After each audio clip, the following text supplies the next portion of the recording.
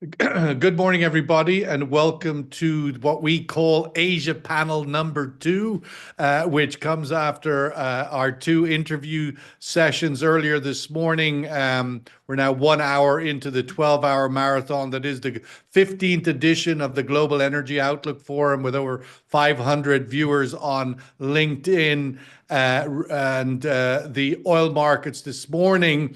And this year, one would have to say, certainly opening with a bit more of a bounce than I was expecting. Brent crude oil up above $76 a barrel. And on this session, and we've had some comments out of China and Asia earlier this morning out of China that they're calling the Chinese National Offshore Oil Company announcing peak oil products demand this year for diesel and gasoline, but not aviation, and expecting Brent oil prices in the $70 to $75 range, which is, of course, a lower price average than we had last year when we had Brent at $80 a barrel. So the commentary this morning out of Asia so far is bearish. And here in this session, we are going to look at Asia's impact on the global oil market. So given what the circumstances in China is and the rest of Asia, what does that sort of spin out to impact the global oil markets? Let's kick off this morning in Singapore with Vandana, founder and CEO of Vanda Insights, and sort of get your headlines, Vandana, of where you see the year ahead for Asia, and then what impact, of course, that will have on the oil markets. Because, of course, that has been the biggest determining factor for 30 years now, incremental demand growth in China and in Asia, delivering an upward movement in the oil markets. Your thoughts, your outlook for year ahead. Thank you, Sean. Good morning. A very happy new year. And thank you for having me back on this forum. It's an absolute pleasure. So good place to start is Asia, because that is, despite the slowdown we've seen in China, we've been talking about it through last year, Asia remains the driver of global oil demand growth. But let's drill down a bit, Sean. So China, I think, is now pretty much business as usual, the new normal rather. Let's call it 200 to anywhere between 200,000 to 400,000 barrels per day year-on-year growth in Chinese oil demand. That's what we see. The point I would really want to stress here is that it's really... Just to be clear on that, Vanda, you see that again this year, 2025, 200 to 400,000 barrels a day of demand growth. Thank you. Okay. Yes, but it's... Just taking notes so that next January we'll be making that. Yes, it's really moot at this point is the bigger point I want to make, Sean, because what happened between 200 and 400,000, it really doesn't matter. What the bigger picture here, which is more important for global oil markets to digest, is that the red hot growth in Chinese economy, Chinese oil demand, nearly 5% compound annual growth rate in its oil consumption that we saw over the past 2 decades is very firmly in the rearview mirror. As you were just mentioning, several Chinese oil analysts at Chinese oil companies have been predicting either the country is very close or perhaps even beyond its peak diesel demand and gasoline demand. So then the question is, what next? And there's a fallacy here again that I would also like to address with regard to India, because it's become a popular narrative, a bit simplistic sometimes, unfortunately, that after China, let's look to India. But I think we need to be very, very careful not to miss the woods for the trees here. So the context is very important. Chinese oil demand, give or take, 16.5 million barrels per day. Indian oil demand is less than a third of that. So about 5.1 million barrels per day last year. Yes, Indian economy is growing strongly. Rate of growth is outpacing China. Indian oil demand growth rate, if you want to compare in percentage terms or absolute terms, is also outpacing China. But keep in mind the base effect. So India at 3 to 4% growth year on year is what we expect in terms of oil consumption. will be adding an incremental 150 to 200,000 barrels per day to global oil demand, which stands in stark contrast to what we have seen happening in China and with China in its heyday contributing close to 800 or 900,000 barrels per day. But it could get there. I mean, it could get there all in good No. time, right? I mean, maybe not this year, obviously. No, no, not this year, not this decade, and Sean, not ever. That's what I'm saying. Okay. Yes. So let's go to Sydney and to Mukesh Sahdev, and we got two Sydney people had to come off the beach to join us today. Mukesh Sahdev, Global Head Commodity Markets Oil at Rystad Energy. Mukesh, I wanted just to pick up on, I mean, again, the early commentary this morning, peak oil products, diesel and gasoline demand in China. We have at Rystad, you're calling the sort of China touch peak refining in 2023 with 16 million barrels a day. Is the international oil markets awake to these peaks in China? We still have Brent at $76 a barrel. Are those two things aligned? Peak refining behind us in China, peak mobility fuels, diesel and gasoline behind us in China, and yet we've $76 Brent. Your thoughts and outlook for the year ahead of those two things coming into alignment? Great to be back, Sean, here. I think you raise an excellent point, and I'll pick on where Vanda left. Let's put this two ways. China has been the engine for the global oil markets, right? What we know now is we are talking a lot of peaks, right?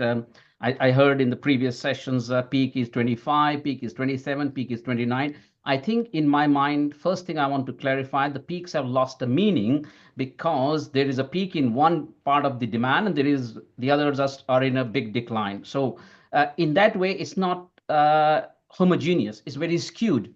So China is still going to grow on the petchem side, it's the fuel sides which we talk about. But now, in order to generate the fuel side or the petchem side, you still need refining. So our view is that these things are kind of getting disconnected. And the reason is OPEC Plus has now found, I would say, two pedals of the crude markets and the product markets with the downstream sector. So even if there is weakness in China, I believe the OPEC management has been pretty strong. And I'll talk later on how the non-OPEC will behave. So I would say, despite China's weakness, despite I agree with Vanda, India cannot be China. India cannot do what China has done. I still believe the oil prices would hang in this 75 range, and we'll see a backwardated market going through 2025. Let's go to the other part of Sydney. Peter McGuire, CEO of XM Australia. Peter, I wanted to take you to the other parts of Asia. Again, my question to Mukesh, that the international oil markets seem to be ignoring this peakness in China, but they also seem to be ignoring that South Korea, one of the most important economies in Asia and the world, is having a heart attack, politically at least. And Japan, yes, it's crawled out of deflation, but up to a bionic 1%. Japan also in political crisis of sorts, but economic, the currency incredibly weak. Where is the rest of Asia intersecting with the global oil markets? Do you think they're aligned? Do they need to find better alignment in 25? Your thoughts?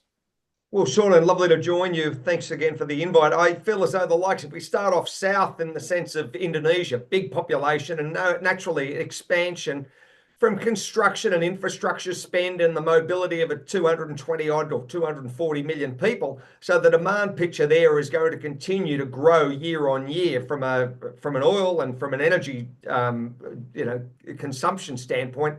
You move up the curve and you look at the likes of Philippines, again, very, very strong, a big infrastructure spend and dynamic nature in the young population. And I feel as though that's got probably its best days ahead of it in the sense of consumption and, of course, the overall framework around, the economy. It's reasonably okay. It's also good to remember that there's 200 plus million Indonesians. Yes, there's a lot of them. Damn well right there is. And then you look at the likes of Thailand and Malaysia. They're both booming in, I think from a GDP perspective, and they're doing quite well.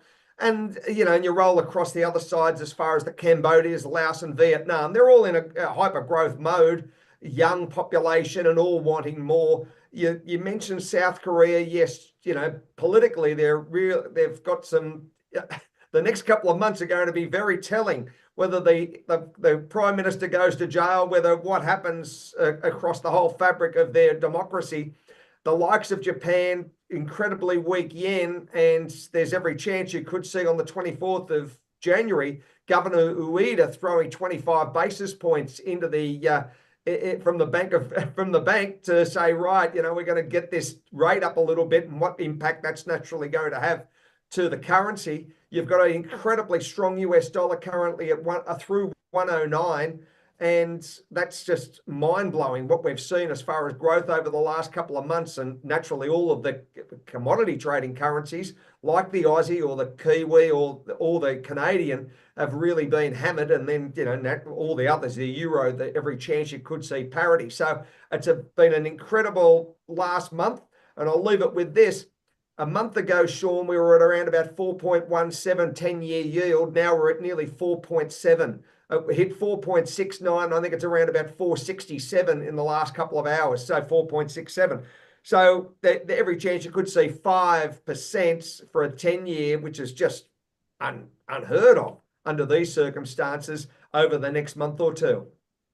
And just to pick up on that last point, Peter, the consequence for that on Asian growth this year, good, bad? What do you? Bad, it's got to be, Sean. And from a Chinese perspective, from a deflationary side, their 10-year, who's going to buy their bonds? They're going to run around about 1.5% this year. So you've got a greater than 3% just risk-free buying US bonds versus Chinese. They still haven't got their, Barclays came out, their property market is hemorrhaged and destroyed $18 trillion of value since 2021. So it's pretty dire in a lot of ways, but the overall consumption is still reasonably strong. Vandana, in the midst of all of this, Asia's continuing expansion of refining capacity, even into this weakness, where do those two things go in this year, 2025? Yes, so I think it's quite a challenging outlook for refiners across Asia, whether they are in countries that have not upgraded too much their refining capacity, like Korea, Japan, much of Southeast Asia, or they are in countries like China, which has now overcapacity, India, pretty much balanced. The outlook in general and their worries stem from a couple of factors. One is we saw a continued decline in global refining margins for the second year in a row in 2024. The best case scenario for refiners now is that at least they stabilize around those levels, but they could worsen. And one of the major factors behind it, of course, is that if you look at the Asia refining capacity in general and compare it with you can set aside perhaps the new and upcoming high complexity new refineries in China, but by and large, speaking for the rest of Asia, it doesn't compare too well with the mega high complexity refineries that have come up in the Middle East, right? And sitting at the doorstep of the major refined product sink, namely Europe. And then you have refiners like Dangote, which are taking away some of the markets that refiners in Asia had for their products in Africa. Are we looking at the need maybe for some of these Asian refineries to be closed, some of these teapots in China to be closed, like we've seen in the past in Europe as they aged, that the Asian stock may become no longer fit for purpose? So we've had two, I would say, major waves of consolidation in the Asian refining sector. We've had that in Australia over the past 10 years, and we've had it in Japan over the, again, past 10 years or so. The next wave of consolidation most likely does have to happen in China. Because, as I said, it is surplus capacity, north of 18 million barrels per day compared with a stagnant domestic demand. around 16 million barrels per day. So yes, I think that's the place to look at. But within that sector, of course, it's a lot of the competition to these teapot refiners is going to come from their own peers in their own country. The bigger high complexity refineries also, which are very well strongly integrated downstream for petrochemicals. So that would be an area to watch. And if you look at it seems if you're not integrated for petrochemicals, you're on a loser. It's going to be tough. And definitely if you are like 10, 20, 30, 50,000 barrels per day, small refineries, very poor economics going into, coming months and years. Mukesh, I wanted to get your thoughts on, as I call it, the Trump punch and then the punch Trump, right? We saw that overnight in Mexico. Trump said yesterday he was going to change the name of the Gulf of Mexico to the Gulf of America or the Gulf of the US or something like that. And then today or last night, the Mexican president said we're going to change the name of parts of the US that were previously Mexico and call them Mexico America. I mean, the punching back will start when the Trump punches, become more real. But ultimately, we're seeing that. My question is really, what are the punching back from Asia look like? What could that look like? What could it impact, relative to the energy markets? Your thoughts on that? You're on mute. You're on Excellent mute. point, Sean. I think I'll be honest, I don't pay attention to what comes out from that perspective. Number one, right? We pay attention to the data, and I would like to point some numbers, right? I think Peter was also mentioning 200 million Indonesians.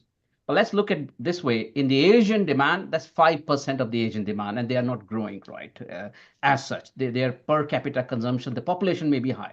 So the demand side of the equation, I want to point a very important number is if we did not had COVID, if Asia was continuing to grow as it was growing from 2015 to 2018, what will be the demand number and what the demand number is now? We have a whole of 2.5 million barrels per day, roughly.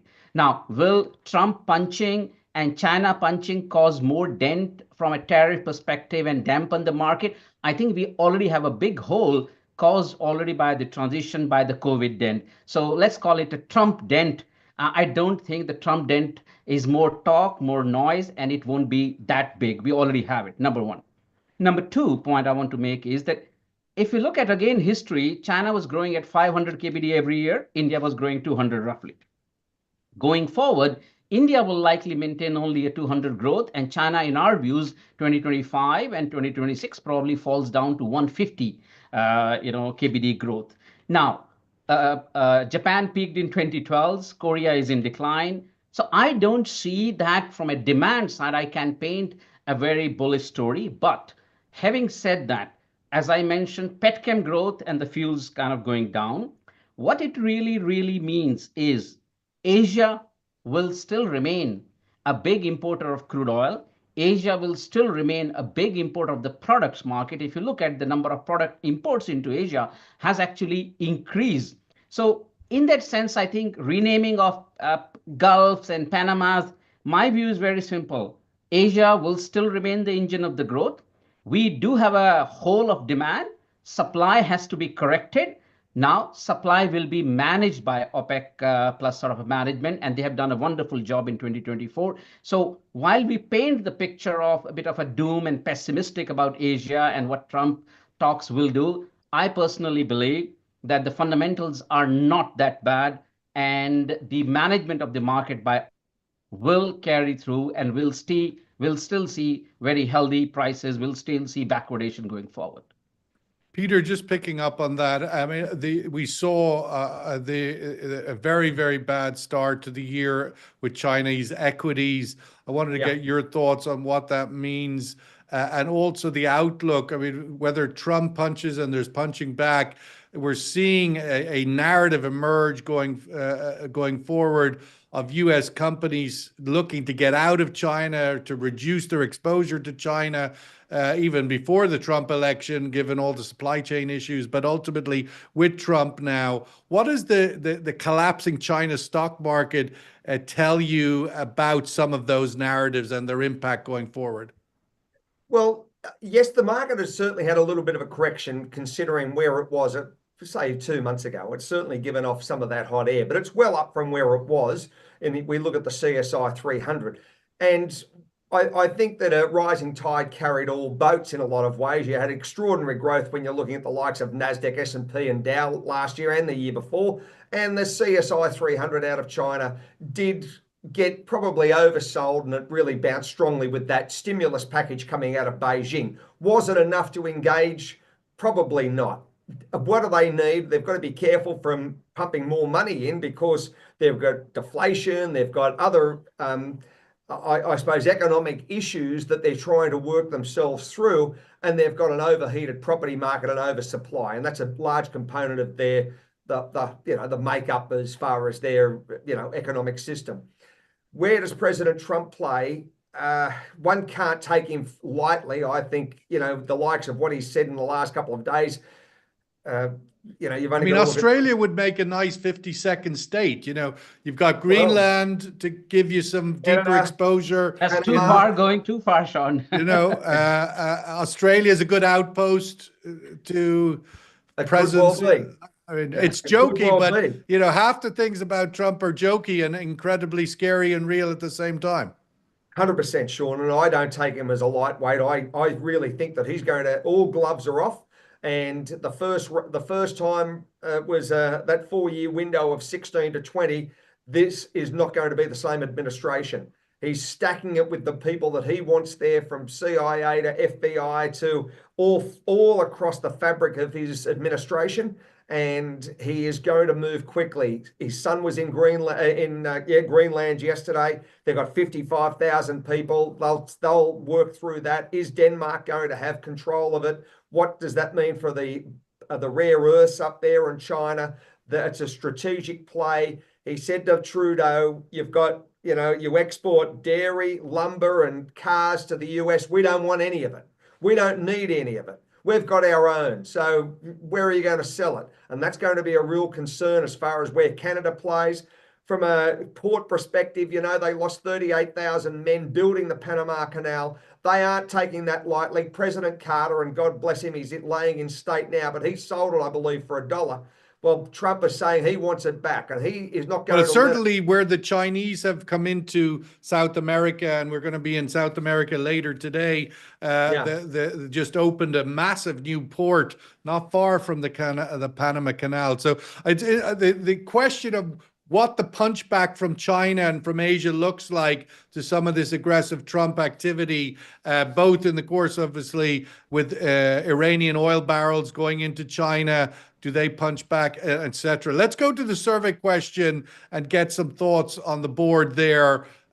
We've again 500 people watching on LinkedIn and 40 others in this room. What is the most likely outcome of China's projected 5% growth in global energy markets in 25?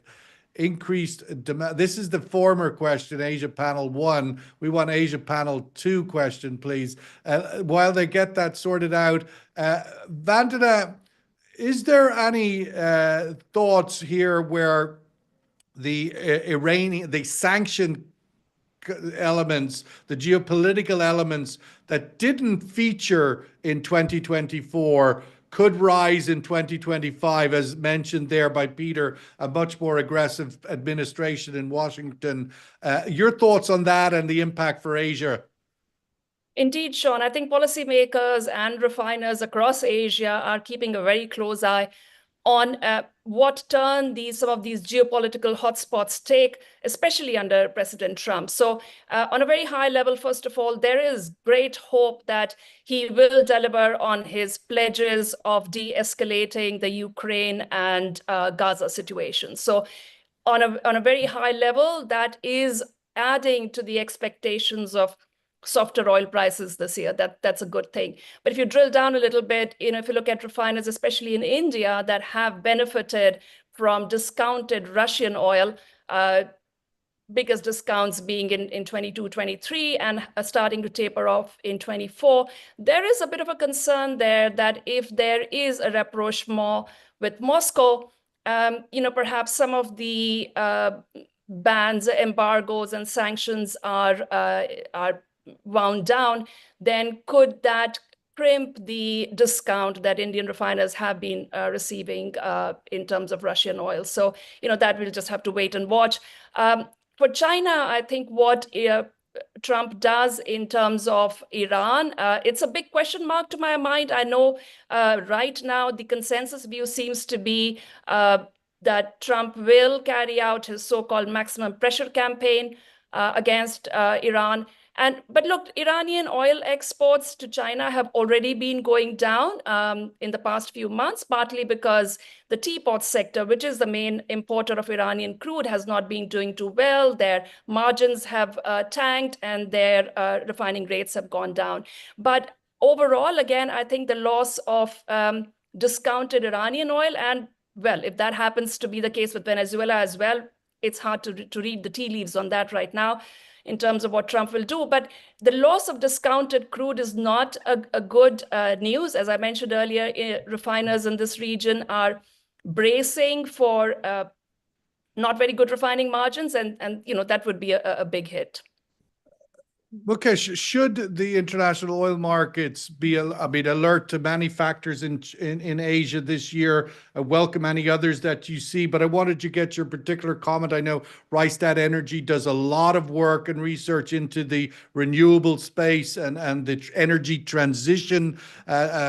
China accelerated move into EVs, probably exhibit number one, but is there a continued commitment to the transition in Asia this year that the international oil markets should be alert to, in a way that a year ago we were a bit asleep to regarding the growth of EVs? Good question, and I think this is I would say, a structural trend. China has learned to move things on the ground and the vehicles. You don't need hydrocarbons, you can do with electrons. Doesn't matter where the electrons come from. So I would say China is probably pursuing quite a lot of coal-fired electricity and a transition. So China is taking care of the generation of the electricity. Despite its coal, they're building the grid, and China will actually move the fastest the energy transition. Same is the case for countries like India, which but just importing. To pick you up on that, Mukesh, because with that, it seems every year China's consumption and import of coal just grows and grows. So I'm not sure what transition means in China. More coal? Okay, let me complete that. I think what it means is that in order to succeed in energy transition, you need the source side, you need the grid side, and you need the consumption side. China is, I think, doing fantastic on the EVs penetration, 40-50%. And then they're the grid system. So I would say the last thing China will do is to switch from coal to the renewables, and they're already strong in renewables. So to me, start with the coal, and China will be the fastest to switch. So the energy transition will continue. All the countries in Asia, which are heavy dependent on the crude side, will likely turn toward this kind of a strategy, and they call themselves developing countries for a reason. China argued from a reason, and which game Europe and US unlikely to play. So that's number one point. But here's one more important point I want to make, Sean, that as the energy transition is progressing and everything is happening, the factor which will play the biggest role from Asia is Asia's control or big dominance in the product markets, demand as well as supply, if I combine Middle East with Asia. So what we are likely to see is... Well, we are called West Asia here. A lot of people forget that. Yeah. So what we are likely to see is OPEC is not going to play a war on prices to then tackle the non-OPEC supply. What OPEC and China and India and Asia, what they will do is they will drive products from Asia, big exports for products from Asia, take away the non-OPEC buyer refineries in Europe and rest of the world, and put a back pressure on the non-OPEC producers. That's the way I believe 2025 will turn out to be a tipping point year. I call 2024 was a turning point year. 2024 will be a tipping point year where 25 tipping point year. Yeah. Let's get will control the survey question result and give each of you 10 seconds, as we literally have 30 left, where you see the average for Brent this year. Peter, you kick off. So economic growth and energy demand, China is the key issue. Your price for 25. I think it's going to be sub 70, Sean, and I'll go around 68 to $70. Vandana? 70 to 75 average for Brent, Sean. Thank you. Mukesh? Well, I would say probably absolute price is not the metrics for markets. Look at the backwardation and the contango. We are gunning for backwardation. Prices, I would say they will hang in the 75s. And this will be quite, I would say, volatile, ±2. But that's the range we believe. Well, we've reached the top of the end of our time together. We must, because there's another panel waiting in another virtual room to jump on this virtual stage. Peter McGuire in Sydney, you're awesome as always. Vandana, Harry, thank you so much. Mukesh, Sahdev, thank you so much. Have a great day. Join the other sessions. We'll wrap it up there and hand off to Diala and looking at South Asia. All the best. Thank you, you, Sean. Sean. Thanks, everyone. Bye. Bye.